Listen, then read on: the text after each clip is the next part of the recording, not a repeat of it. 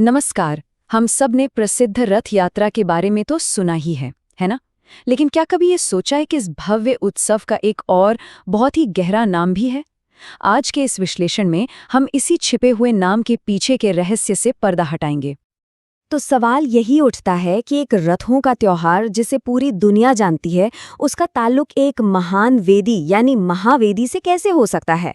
चलिए, इस दिलचस्प कनेक्शन को समझने के लिए थोड़ा और गहरा उतरते हैं।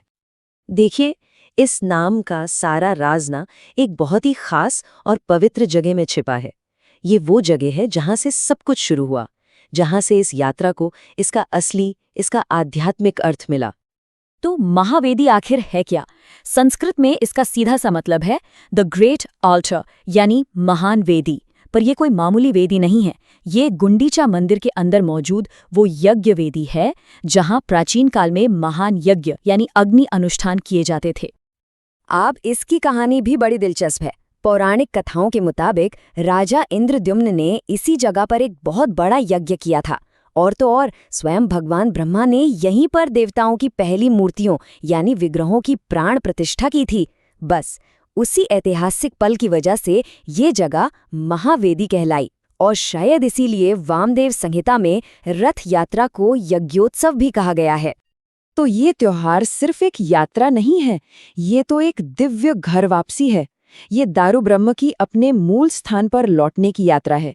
चलिए आगे बढ़ते हैं और देखते हैं कि ये सफर कैसे पूरा होता है। यहाँ एक और बहुत जरूरी शब्द आता है, दारू ब्रह्मा। इसका मतलब है लकड़ी में साक्षात ब्रह्म का स्वरूप। ये पवित्र शब्द भगवान जगन्नाथ, बलभद्र और सुभद्रा की मूर्तियों के लिए इस्तेमाल होता है जो लकड़ी से बनी है। यानी ये स्वयं ब्रह्म है जो इस यात्रा पर निकलते हैं। और ये यात्रा कहाँ जा रही है? दारू ब्रह्म हर साल अपने पितृ सदन यानी अपने पिता के घर लौटते हैं। और ये पिता का घर कोई और नहीं बल्कि गुंडीचा मंदिर ही है, वही जगह जहां वो पवित्र महावेदी है। अच्छा, अब जब हम इसका इतिहास और यात्रा को समझ चुके हैं तो चलिए इसके सबसे गहरे पहलू पर आते हैं, इसका आध्यात्मिक महत्व। आखिर ये पर्व इतना शक्तिशाली क्यों माना जाता है? माना ये जाता है कि जब दारू ब्रह्मा अपनी महावेदी पर विराजते हैं ना, तो वो पल इतना दिव्य होता है कि स्वर्ग से देवता भी उनके दर्शन करने धरती पर उतर आते हैं। ये वो समय है जब स्वर्ग और पृथ्वी एक हो जाते हैं। इस त्योहार की अलौकिक शक्ति का प्रमाण हमें स्कंद पुराण के एक श्लोक में मिलता है। इसमें इस महोत्सव का पूरा सार छिपा है। नातः प परतरी लोके महावेदी महोत्सवात् सर्व पाप हरो योगः सर्व तीर्थ फलप्रदः। अब इसका जो मतलब है ना, वही इस त्योहार को सबसे ऊपर रखता है। इसका अर्थ है कि इस संसार में महावेदी महोत्सव से बड़ा कोई और उत्सव है ही नहीं। ये वो योग है जो सारे पापों को खत्म कर देता है और सारे तीर्थों का फल एक साथ दे देता है। मतलब अगर इसे आसान शब्दों में समझें तो इस एक महोत्सव में शामिल होने से दो सबसे बड़े आध्यात्मिक लाभ मिलते हैं।